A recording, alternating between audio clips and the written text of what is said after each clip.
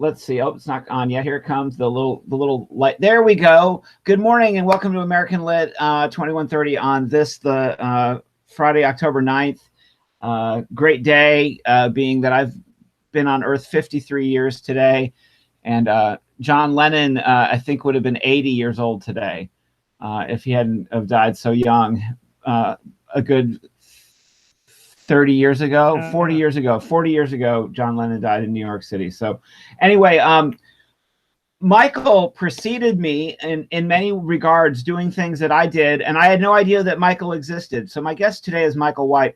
But Michael seems to have blazed a trail and walked a path that I chose to walk as a young person, moving from out of state to Tennessee to quote unquote go back to the land, is something I did in the 90s that Michael did in the 70s, and following a pilgrimage to seek out the writers of the Beat generation. Now, of course, by the time Michael got to the scene, the great Jack Kerouac had died of alcoholism, but Ann Waldman and Allen Ginsberg had started in Boulder, Colorado, the Jack Kerouac School of Disembodied Poetics on the campus of Naropa, which moved apparently around a little bit, and not the big college in Boulder, which of course is the University of Colorado. But let's go to the beginning, Michael. Why don't you tell us a little bit about yourself and tell us about how you moved to Tennessee? I think that story to these folks, many of them who are from Tennessee, is a great story. Tell them about your pilgrimage to do the whole back to the land thing back in the 70s, and then maybe how that how did you find out about the Beats? Did you know about the Beats before you got to Tennessee or after you got to Tennessee? Sure. Oh, yeah, I knew about the Beats from my college days. I was a student at the University of South Florida from 1966 to 1970. So the counterculture was sweeping across America at that point. It started kind of in New York City and then California, and then just converged all the way across the country. And at the University of South Florida, we were hip enough to catch on to counterculture trends, and the draft was happening and the Vietnam War was happening. And if you were in college, you were threatened with the draft and getting ready to go to Vietnam, where a lot of our friends had gone and people had died. And about 3,000 to 5,000 people a week were getting killed and at the height of the Vietnam War. So it was really what we now call an existential threat. You know, your life was in jeopardy at that point, and the counterculture arose, and feminism came along. Rock and roll rolled through the soundtracks of our lives, and civil rights was happening all across the country. 1968 happened. Martin Luther King died. Robert Kennedy was shot. Then in 1969, 4 students at Kent State University in Ohio were shot dead by the National Guard, of all people, during an anti-war demonstration. The counterculture exploded in a way. There's always a counterculture in America, but sometimes it gets a little bigger, and then it contracts down. In the late 60s, it got bigger and bigger, one of the biggest times ever. But even at that point, it didn't represent a majority of people by any means. In fact, the counterculture was reviled by the culture at large. So all of those forces were converging: feminism, anti-war, civil rights, rock and roll, and sort of the drug culture of marijuana and LSD. LSD swept across the country. Everybody was changing their consciousness, trying to seek out visions and higher worlds.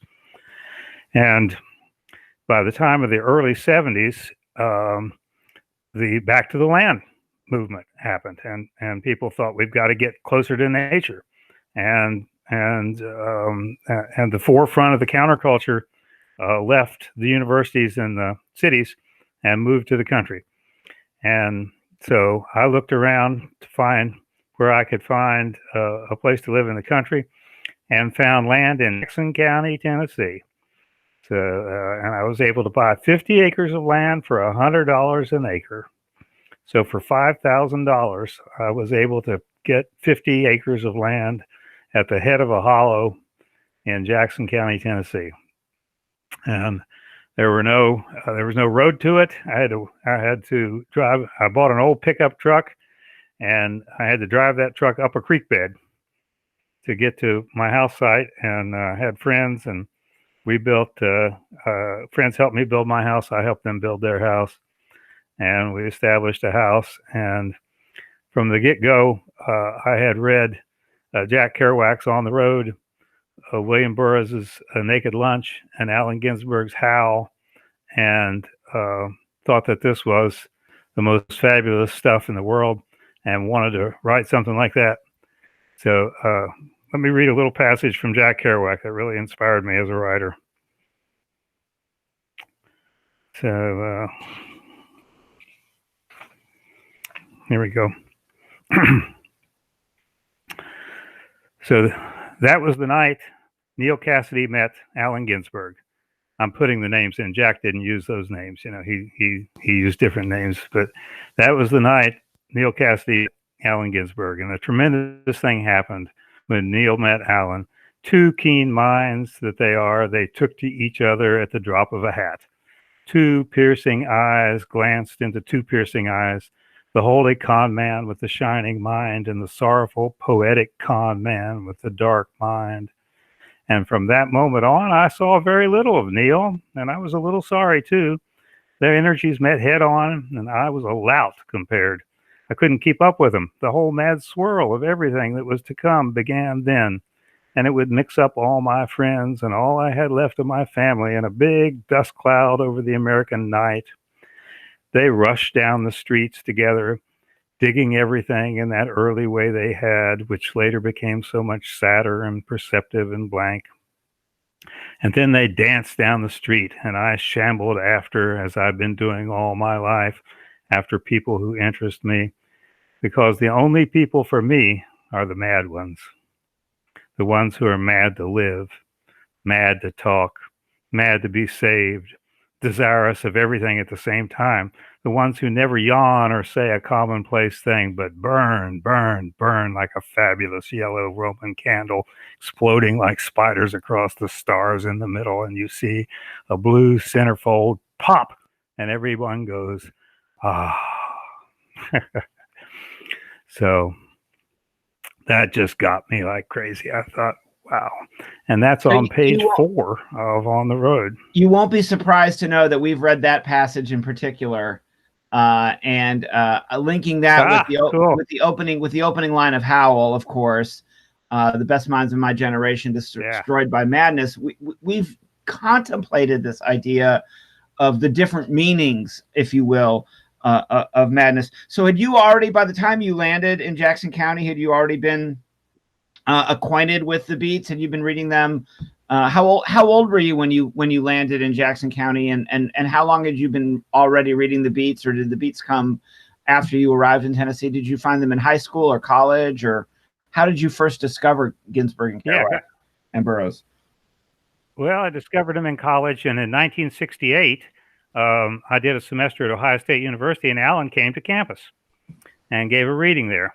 And he came with Swami Muktananda, and he was the head of a Hindu organization, and he and Allen came, and Allen gave a reading, read Howl, and I had read Howl by that point, had read On the Road, and had read A Naked Lunch, and was working my way through their books.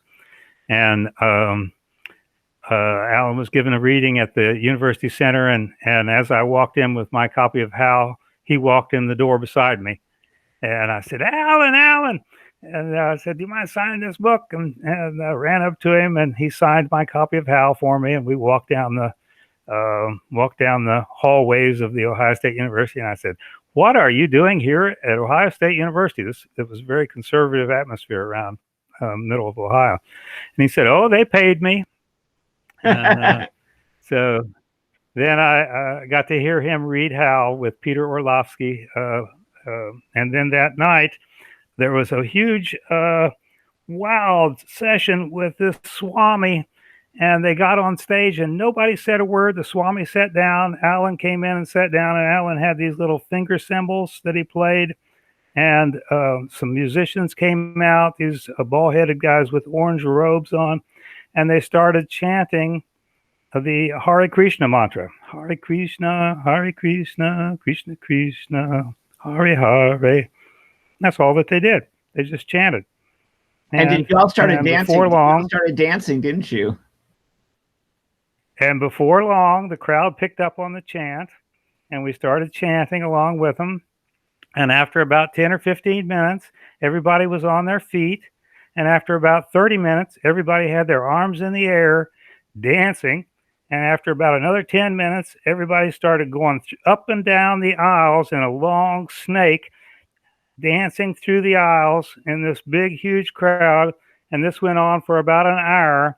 And after an hour, the chant rose to a crescendo and exploded in one big shout, and everybody just fell over.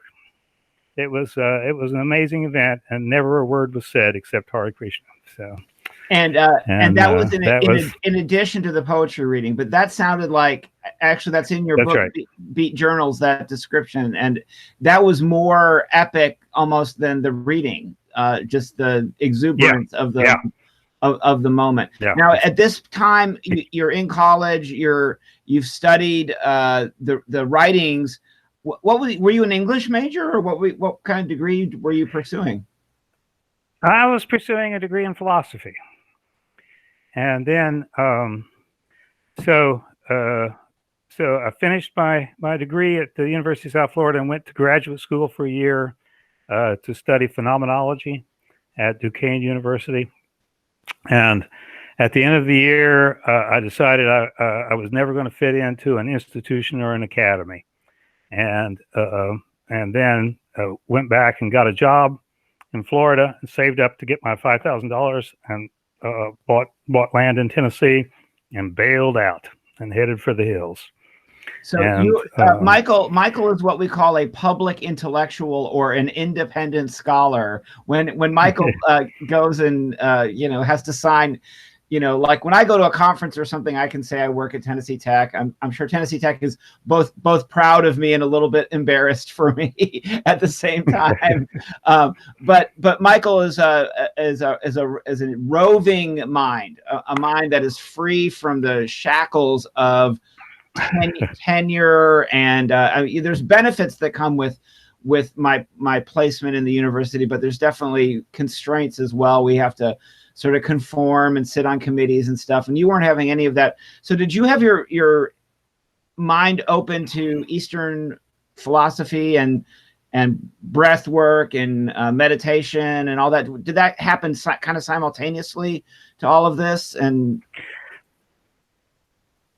well, I was studying phenomenology, which is a branch of philosophy, and in phenomenology, the thing is to turn your mind around, to rather than look at the world externally, to shift the focus of consciousness, so that rather than looking at what's happening externally, you're seeing everything is playing on the screen of consciousness on the inside your mind, and then what are the mechanisms that are at work inside there to make all that stuff happen.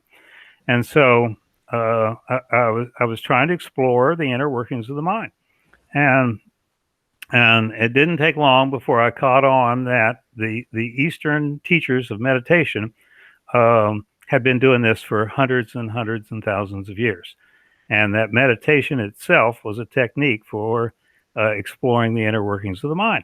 And so I hooked up with any Buddhist teachers that I could find, any traveling monks that came through the university situation. I eventually went back to the university, to Vanderbilt, and got an MA in philosophy. And at my parents' urging, they wanted me to have an academic credential of some kind. And occasionally different monks would be in Nashville, and I would hook up with them. And then I was able to hook up with the two Tibetan teachers out of New York City and invited them to come to Tennessee. And they started coming to Tennessee, Khenpo Palden Sherab Rinpoche. and we built a temple for them outside Monterey. And I learned to meditate in the Tibetan tradition, but I could see that the Beats were into that kind of thing, especially Alan. And then there was Gary Snyder, and they were more influenced by the Zen because these were guys from the 40s and 50s. And in the 40s and 50s, the only access to Buddhism was through Zen Buddhism. And there were Zen masters coming to America, particularly in New York City and California. And these guys, the Beats, were right there at the very edge of the counterculture, intellectually figuring out where this stuff was at. And they delved into that and were writing about it. And Kerouac was deeply influenced by Buddhism. And then Gary Snyder and Philip Whalen particularly were went off to Japan and studied in Zen monasteries. So I was doing all that stuff as well. And when I hit Tennessee, I really dug in and started reading everything that Kerouac had written. I figured out Kerouac had written 18 books, got all 18 of them and read through them, and got into William Burroughs and did the same thing with Burroughs, started reading everything that Burroughs had written. Burroughs was still writing at the time. And so I was anxiously awaiting every new title and every new book that would come out. I would grab it up and read it. And then in about 1978 or 79, Bob Dylan released an album, and Allen Ginsberg wrote the liner notes. And on the bottom of the liner notes, it said, Jack Kerouac School of Disembodied Poetics, Naropa Institute. And I thought, what is that? And do you remember which Dylan album was it that he wrote the liner notes to? Do you remember? I believe it was Desire. It was Desire, which one of the great Dylan albums.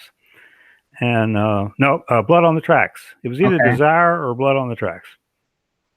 And so then I began to inquire through Counterculture Connections, what's this Jack Kerouac School of Disembodied Poetics, and figured out that it was at Boulder, Colorado. And then I had some friends who had been in a commune in Tennessee and had moved to Boulder, Colorado. And so I wrote to Naropa and got their catalog. And when I looked at this catalog, here was Allen Ginsberg teaching in the Summer Institute. And William Burroughs was going to be there for a week. And Philip Whalen was going to be there. And Peter Orlovsky was going to be there. And so I got a hold of my friends and said, hey, I'd like to come out for a week. And they said, you can stay with me, stay with us. And I took a bus from Cookeville to Denver. And my friends picked me up and took me over to Boulder. And it was my first year at Naropa Institute, 1980. And I got to meet Alan and William Burroughs, and hung out with Burroughs at his apartment. He was giving a reading, and at the end of the reading, I went up to him and said, I've read every book you've written. I follow your writing. Here's a copy. Here's a first edition of Naked Lunch. Will you sign this for me? He said, sure, I'll sign it for you. And he sat down and signed it. And he said, well, why don't you come by the apartment tomorrow? Well, I couldn't believe it. It was like being invited into the gates of paradise or something, you know. And so the next day I go over and go into Burroughs' apartment and sit down with him for about 45 minutes or an hour, tape recorded our conversation, and got to sit around the table with William Burroughs. Now, at the time, I considered William Burroughs the smartest man on earth. He was the genius of the geniuses. Like, I considered all these guys geniuses: Kerouac, Ginsberg, Burroughs, Corso, Gary Snyder, Philip Whalen. But they all looked to Burroughs as their mentor and their teacher. And Burroughs was considered the smartest of these guys. You know, he was the guy that Jack Kerouac thought was a genius, you know. So hanging out with Burroughs and Ginsberg was like a test, you know. could you be cool enough to hang out with them, And it was like nerve-wracking in a way, Can we try to set the Naropa mood? So it is a school in the sense that they had somewhat of a schedule, and there would be different featured talks and things of this nature. By the time I got there in 1991, it was a fairly coherent syllabus, and we were paying, my parents and I were paying the real dollars, because I signed up for 6 hours of actual 4-credit undergraduate 4-credit study, and it was more if you were going to get credit than if you went for the non-credit option. So it was quite pricey, and I subleased an apartment or a room in an apartment there in Boulder. So you've got, 9 a.m., go to this room, and so will be talking, and at 1 p.m. and then they had some semblance of a cafeteria, and you could buy food, and then of course there's all the coffee houses and restaurants and bars and such as that in Boulder. But it's not really a school like it wouldn't be like walking around Centennial Plaza. Bless our hearts at Tennessee Tech. I mean, Tennessee Tech's a great school, no doubt, but it's not even walking across the quad at Tennessee Tech and going and sitting, and taking notes. There was something a little bit more freewheeling, to use a phrase, Michael. So can we capture for the students, many of whom are going to be listening to this in recording, and the handful that are on the call this morning, just how wild it was to be? I mean, first of all, there wasn't really, even though you knew who the celebrities were, it wasn't really like, oh, they're the teacher, I'm the student, right? It was a seminar of chaos, really, wasn't it? I mean, can you help maybe just tell a little bit about, I'll say just this bit. One thing I remember was that during the day there was some semblance of order, but as the day wore on, usually we were dismissed. There would maybe be some kind of a poetry reading or recital or art exhibition in the evening, but usually we were dismissed to somebody's home, and everybody went and partied together until the wee hours. I think. I think it was, sometimes 1 a.m. in the morning when it would finally start to wind down. But there didn't seem to be, other than the hours of the day, whether I was at a 9 a.m. seminar or a 9 p.m., smoking a cigarette or smoking a joint or whatever kind of vibe, it just seemed to like flow in a way. And I was 23 at the time. So, I mean, my eyes can't bug out of my head enough to,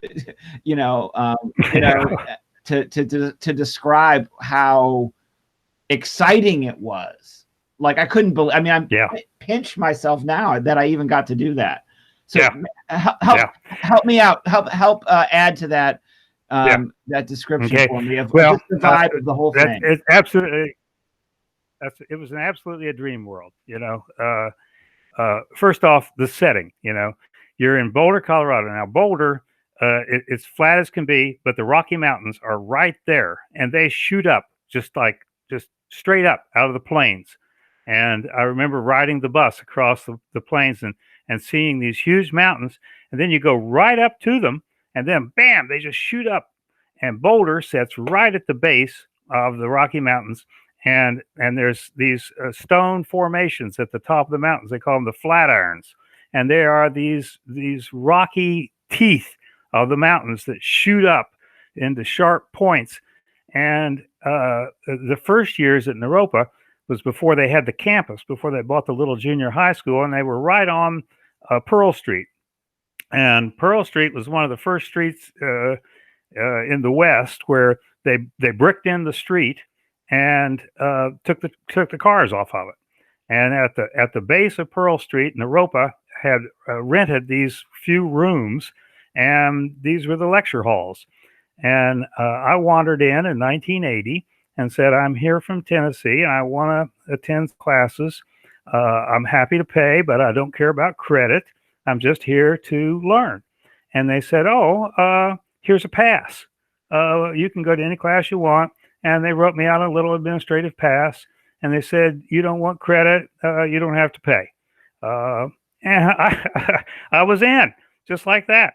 And I had my schedule, and here was scheduled classes for Allen Ginsberg and classes with William Burroughs and classes with Philip Whalen and these people. And I showed up at these designated times and listened to them talk. And then, just like Andy was saying, during the day you would have these lecture events, and you could even meet with these guys between classes or schedule interviews with them. And then in the evening there would be either some sort of art, music, or poetry. And there was a poetry reading almost every day. And if there was a poetry reading, Alan would be there. Alan went to, if there was a poetry reading, Alan was there. It was just like that, so you could, and then after the poetry reading, there was a party. And all you had to do was hang out a little bit at the end of the reading or the art event. And somebody would say, hey, there's going to be a party over at such and such house. And oftentimes it was Alan's house, or it was over in the apartments. And one night, I was hanging out there, and I went over to the apartments to check in on Burroughs. This was a few years later. And I knocked on Burroughs' door, and he wasn't in. And the door next door was open. And I went over and looked in the door, and there was a party going on. And somebody came over to the door and said, hey, come on in.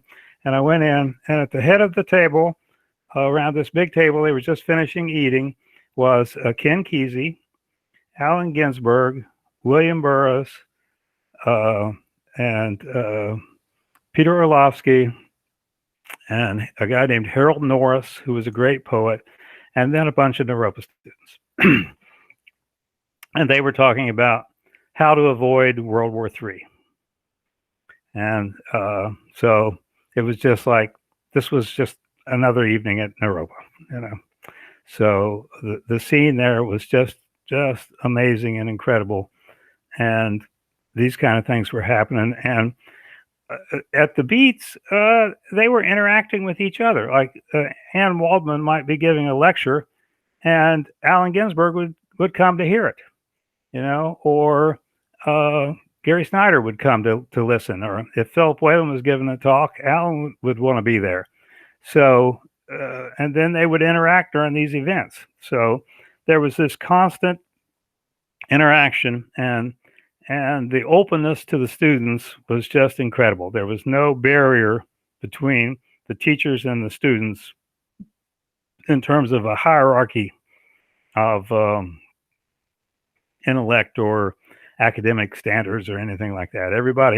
If you could stand the heat, you could be there. And now it was tough in some ways. There was this guy, Gregory Corso, and Corso was the wildest of the wild guys, and he would test everybody, and he did something that I called the rub. And Corso was one of these geniuses, and he could figure out what your tender points were psychologically. He would probe around to figure out what was going to upset you or make you jealous or make you mad or embarrass you or whatever it was. And then he would go after it. And if you could take it, he would be your friend. And if you couldn't, you ran away like crazy, And so I loved Corso and really got to know the guy. I had to put up with the rub over and over, but I figured it out. And I thought, hey, this is a real lesson in life. If you can figure out what you're embarrassed about, what you're most tender about, what you're get most upset about, and deal with it, hey, you've accomplished something, And Corso was a great, great teacher. So, Andy, can I read a Corso poem? That'd be all right. Which one is it? Does it need a trigger warning or not? No, Just if it's called The Whole Mess, almost. I mean, only if it needs a trigger warning. I tell them all about how teachers all over the world, mostly high school, mind you, but teachers all over the United States get fired, every year for reading the wrong Ginsberg poem. And so I always try to give the trigger warning. So it doesn't need a bad trigger warning. This particular one you chose. Okay, I'm all ears. We're all for it. Let's go with some because we have not read Corso yet. So go for it. Okay, so Corso was the madman, and so this is called The Whole Mess, almost. I ran up 6 flights of stairs to my small furnished room, opened the window, and began throwing things out. Those things most important in life. First to go, truth, squealing like a fink. Don't! I'll tell awful things about you. Oh yeah, well, I've got nothing to hide. Out. Then went God, glowering and whimpering in amazement. It's not my fault. I'm not the cause of it all. Out. Then love, cooing bribes. You'll never know impotency. All the girls on Vogue covers, all yours. I pushed her fat ass out and screamed, you always end up a bummer. I picked up faith, hope, and charity, all clinging together. Without us, you'll surely die. With you, I'm going nuts. Out. Goodbye. Then beauty. Oh, beauty. As I led her to the window, I told her, you I loved best in life, but you're a killer. Beauty kills. Not really meaning to drop her, I immediately ran downstairs, getting there just in time to catch her. You saved me, she cried. I put her down and told her, move on. Then went back up those 6 flights and went to the money. But there was no money to throw out. The only thing left in the room was death, hiding beneath the kitchen sink. I'm not real, it cried. I'm just a rumor spread by life. Laughing, I threw it out, kitchen sink and all, and suddenly realized humor was all that was left. And all I could do with humor was say, out the window with the window. That's a little taste of Gregory Corso. Out the window with the window. So how did this, you started going to Boulder in 80 and on and off for 15, 20 years, you would go. What was the last year that you got to go? I went every year through the 80s, 80 through 89. So it was like your annual summer camp in the 80s. That's it. And Ginsberg would be there for 30 days and Burroughs would be there for a week. And so I would go for the week that Burroughs was there. And it worked out great. And then life got more complicated. Different things happened. I went back in 93 for the Allen Ginsberg tribute. Now, Andy, were you there when they opened the library, the Allen Ginsberg Library? No, I was there only once, and it was 91. But our times overlapped, which I just find to be so funny because I sort of started to hear about you during the zeros, the aughts, because I frequented Susan's bookstore, and there used to be a bookstore near the depot here called New Century Books here in Cookeville, and that was kind of, Michael's books were there, definitely. Spiritual books, used books, lots of artwork. It was a gift. It was kind of a gift store and a bookstore, but it just kind of had a vibe to it. Maybe a more Boulder meets Cookeville vibe, or a more San Francisco meets Cookeville vibe. Now, Michael's friend Susan has since passed away, but she was one of the first kind of, like, I guess you could say, Cookeville hippies I met, and we had an event there for Sandor Katz. Do you know Sandy Sanderkraut? We did a book event for Sanderkraut there, one of his books. Sandor lives in near Liberty, Tennessee, where I used to live, and he's an expert in fermentation, and has written several books about that. And he's a New York Times kind of best-selling author around. Now, fermentation has just gotten really, really popular. for its health benefits, but it's just kind of wild. You can basically like let food go sour and and magic happens. And I think that's kind of where, where Sandy came on, is because they lived where they didn't have a lot of refrigeration. They were living out on some land, much like you were. So anyway, so I met Susan there, and I think at one point she gave me the book with the white cover. It's kind of a memoirish speculative piece. Michael's written about about 10 books.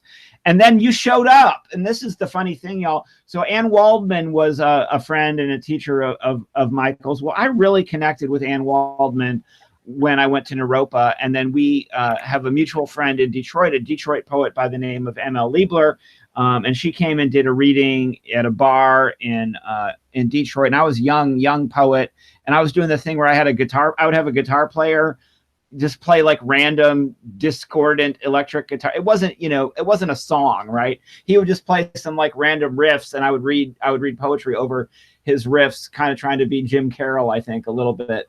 And so Liebler invited me to open up for Ann in Detroit with poetry. So by the time I got Ann to come to Tech, out of the blue, just Michael shows up. But it was like our meeting was like 20 years late. We should have met there in Boulder back in the day. So 20 years late, and I only feel like in the last year, I've just been thinking about you so much. And the phone weighs 1,000 pounds sometimes when you need to call somebody. And I finally picked up the phone and called Michael. So I've reignited my friendship with Michael. So I'm probably going to be bugging him a lot more here in the near future. I went to his house and I saw his book collection. And his is way better organized than mine. Mine's very messy right now. But one of the things that gets exciting when you fall in love with this stuff is that you want to have all the books.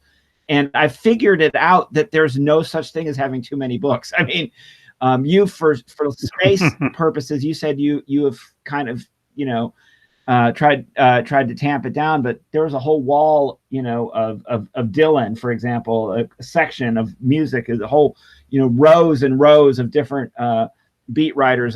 Michael has the signed artwork by the Beats. His house is kind of a really a beatnik temple in my opinion. So how did this inspire your own vocation? So I talked to them on Monday about how Alan, had the Blake vision when he was a young man. He was laying in bed and reading the sunflower poem, and all of a sudden he becomes the sunflower, and Blake is talking to him. Blake was there in the room. And that was a time, one of many times in Alan's career, when he had this sense of vocation. And we're working with young people here. Most of our students are in their 20s, though we do have some older, non-traditional students in this class. But how did the Beats inspire your sense of vocation, your sense of who you are, your sense of personal calling and identity? Because they seem very driven by something, not really money. I mean, some of them ended up being successful, but a lot of them were dirt poor, much of the time. So what about the Beats spoke to you and called to you as far as your own craft, I guess you could say, as a writer, and maybe even your own practice as a Buddhist? I'll say this one more thing about your house. Michael has a very impressive different spaces on his home where he does sitting meditation space, so kind of like a prayer room, if you will, for those of us who think of more in terms of prayer. But Buddhism is very different than prayer, really. But anyway, I'm kind of riffing now. So go ahead and tell us about how the Beats impacted your sense of who you are as a person, and then your sense of yourself as a writer. Okay. Well, writing is something that you do it because you have to do it. I mean, it's like you've got to want to write more than you want to do anything else to be a writer, and it's just something that drives you, and it's not something that you can kind of choose to do. It chooses you instead of you choosing it. And so I was just compelled to be a writer. And as I read these guys, Kerouac, Ginsberg, and Burroughs, they were the most inspirational of the writers that I came across, and so they cut a broad swath, and I was trailing behind them, and then to go out there and encounter them was a highlight. And to me, education was not academic, but intellectual and personal. And I knew that if I wanted to learn, I should go find the people who were doing the things that I wanted to learn about and hang out with them. And so consequently, I figured out that Burroughs and Ginsberg were at Naropa, and I went to hang out with them. I figured out I wanted to learn meditation, and I went and found a Tibetan Buddhist master and hung out with him.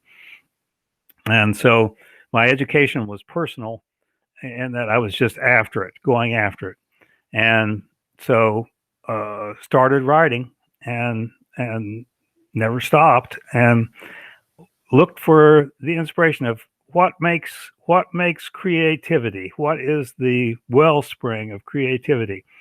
And Burroughs and Ginsberg and Kerouac were a huge spring, like a gushing spring of inspiration and creativity that was coming out of them. And one of the things, like in the 40s, these guys got together. They met around 1945 in New York City, on the streets of New York. And that's the scene that Kerouac portrays there, where Neil Cassidy meets Allen Ginsberg with Jack Kerouac, and then they go William Burroughs, and then there's this guy on the streets named Herbert Huncke, and Herbert teaches them how to be hip and how to talk like a hipster. And then these guys are reading like wild, and reading to each other, and then writing and reading the works that they write to each other, and inspiring each other. Burroughs then moves to Tangiers to get away from America, and is over there writing like wild. And Kerouac comes over and starts typing up his manuscripts. Burroughs is writing this stuff, and Kerouac pulls it together and types it up for him. And he sends it to Ginsberg, and Ginsberg reads it and takes it to a publisher. That kind of thing was happening. But there was a confluence of genius, and a great genius can change the course of history. But if you can get a confluence of genius like Ginsberg, Burroughs, and Kerouac, who come together, they meet in the 40s, they hang out, they train each other, they hone each other, they sharpen their intellects together. And then in the mid-50s, Ginsberg writes How, Kerouac writes On the Road, Burroughs writes Naked Lunch, and bam, it's an explosion of energy and creativity. And the 60s come, and the counterculture happens. These guys were the template for the counterculture. They laid the groundwork for the counterculture. And that kind of confluence of genius, where several geniuses come together and hone each other, creates a cultural vortex of energy like a tornado. And the 60s counterculture was, to a large extent, the result of these guys coming together, and the works that they created, and the energy that they laid out, and the creative impulses that they did. And I wanted to be a part of that, and was really inspired by it. And so I was trying to figure out, how do you get this creative energy? How do you have it inside you, and how do you express it? And Burroughs was the guy that I wanted to learn from. And so I went to every reading Burroughs did. I went to every lecture Burroughs did. I hung out in his apartment. He was nice enough to let me in. And I tape recorded every word he ever said to me. And I figured out that what he is saying is that you've got to get your intellect and your ego out of the way. If you want to be creative, you got to step aside and let this creative energy that we all have, as the very energy of life, express itself through you. And how does that work? Well, for him, he said dreams were the key to creative energy. And Burroughs would write down his dreams every day. When he woke up in the morning, he would write his dreams down. And then when he was writing his books during the day, he would take the material from his dreams and integrate it into his writing. And so I figured out he was saying this in his lectures. When he would give his readings, he would give this little talk about how he did this. And I would always question him, how do you integrate your dreams into your writing? And so I said, give me an example of a passage in one of your books that was a dream that you integrated into your writing. And he said, okay, Daddy Longlegs and Nova Express. Well, here's a first edition Nova Express. And here's the scene called Daddy Longlegs. Daddy Longlegs looked like Uncle Sam on stilts, and he ran this osteopath clinic outside East St. Louis and took in a few junkie patients for 2 notes a week. They could stay on the nod in green lawn chairs and look at the oaks and grass stretching down to a little lake in the sun. And a nurse moved around the lawn with her silver tray, feeding the junk in. We called her Mother, wouldn't you? Doc Benway and me was holed up there after a rumble in Dallas involving this aphrodisiac ointment, and Doc goofed on ether, mixed in too much Spanish fly, and burnt the prick off the police commissioner straight away. So we come to Daddy Longlegs to cool off and found him cool and casual in a dark room with potted rubber plants and a silver tray on the table where he liked to see a week in advance. The nurse showed us into a room with rose wallpaper, and we had this bell any hour of the day or night. Ring! And the nurse charges in with a loaded hypo. And one day we were sitting out on the lawn chair with lap robes, and it was a fall day, trees turning and the sun cold on the lake. And Doc picks up a piece of grass. Junk turns you on vegetable. It's green, see? A green fix should last a long time. So we check out of the clinic and rent a house, and Doc starts cooking up this green junk, and the basement was full of tanks, smelled like a compost heap of junkies. So finally he draws off this heavy green fluid and loads it in a hypo as big as a bicycle pump. Now we must find a worthy vessel, he said. And we flush out this old goofball artist and told him it was pure Chinese H from the Ling dynasty. And Doc shoots the whole pint of green right into the main line, and the yellow jacket turns fibrous gray-green and withered up like an old turnip. And I say, I'm getting out of here, me. And Doc says, an unworthy vessel, obviously. So that's the dream of Daddy Longlegs from Nova Express. And Michael has demonstrated why I don't teach Burroughs. Why I don't teach Burroughs, because I don't want to unpack even though I am an addict and I should know something about addiction. Burroughs was a lifelong addict, and it really inspired him. But it's very there's a great movie called Drugstore Cowboy by the name of the director is suddenly great American director. Why is it made so many great movies, and his name is completely slipping my mind. Van Zandt. Gus Van Zandt. Yes, thank you, Gus Van Zandt. Gus Van Zandt. But that movie does not glorify it, and it's a beautiful movie. Burroughs has a cameo in it, but it really shows it's very dangerous. A lot of the stuff that we're talking about when we talk about the beats is dangerous, but that particular danger of his addiction, of his particular addiction, has always scared me away a little bit from Burroughs. Michael, I want to thank you so much for coming to class and letting me record our little meeting today. But anyway, to the kids out there at home, don't try this at home, especially that last part there. But thank you so much for coming. We've got about 3 minutes left. I'm going to turn off the recording and let one of the students ask you a question before you go. I know somebody has got a question. Yes. So thank you so much, Michael. And if you want to hang on after the hour, I know it ends at the hour and everybody's probably ready to go. But if you want to hang in, I'll hang in. Yeah, and then I'm using the same link at 10 after, but for a couple of minutes we can hang out. So let me turn off the recording. Thank you so much.